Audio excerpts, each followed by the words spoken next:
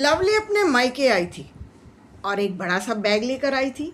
उसका मन था कि गर्मियों में आराम से रहा जाएगा, रसोई में घुसना बड़ा मुश्किल हो रहा। जैसे ही बैग रखा तो बोली, मम्मा मैं इसको अलमारी में रख कर आती हूँ। तभी माँ ने कहा, बेटा यहीं एक कोने में रख दो ना, 2 दिन बाद तो तुम चली ही जाओगी, फिर से इसको कपड़ों को निकालोगी, तह बनाओगी और रखोगी। एक क्षण के लिए माँ की तरफ देखा था और फिर बोली, कोई बात नहीं मम्मा, मैं यहीं पर रख देती हूँ, 2 दिन बाद तो मुझे जाना ही है। मम्मा क्या बनाया है? आपके हाथ का खाने का बहुत मन कर रहा था, इसलिए आई हूँ।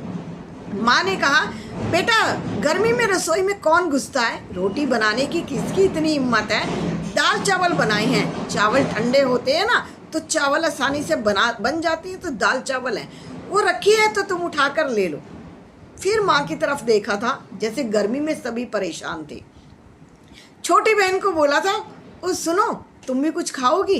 और बहन ने बोला था, ना ना मुझे माफ़ करो, मैं अपना नींबू पानी ले चुकी हूँ, मुझे तुम्हारे साथ कुछ नहीं खाना है। उसकी भी शक्ल देखी थी कि ये कैसा बोल रही है, ये कैसा व्यवहार है, क्या गर्मी में सब परेशान है, सब इरिटेट है। वह यूं था कि 2 दिन से लाइट नहीं आ रही थी, 2 दिन से पूरी पूरी रात लाइट नहीं थी, दिन में लाइट नहीं थी, घंटे 2 घंटे को लाइट आती थी। जैसे ही लाइट आती थी तभी के सभी एसी, मोटर, इन्वर्टर सब चालू हो जाते थे और फिर वह 1 घंटे बाद फिर चली जाती थी। सब लोग गर्मी की वजह से परेशान थे।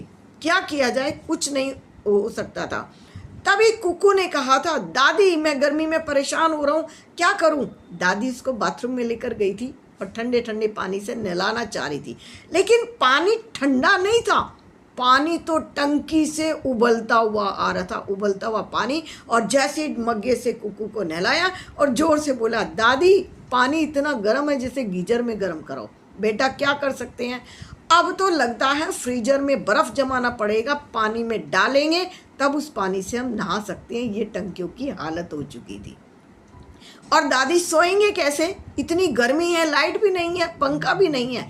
दादी ने अपने पुराने ज़माने का एक हैंड फैन निकाला था। आजकल तो हैंड फैन देखने में भी नहीं मिलते, उस समय उसको पंखा कहते थे, हाथ का पंखा। और यूपी की भाषा में उसको बीजना बोलते थे, बीजना।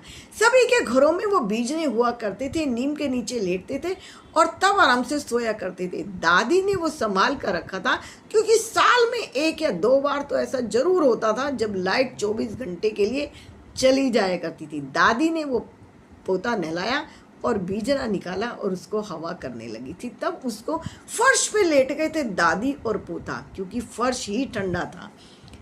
आज भी हमारी धरती माता शीतला माता है।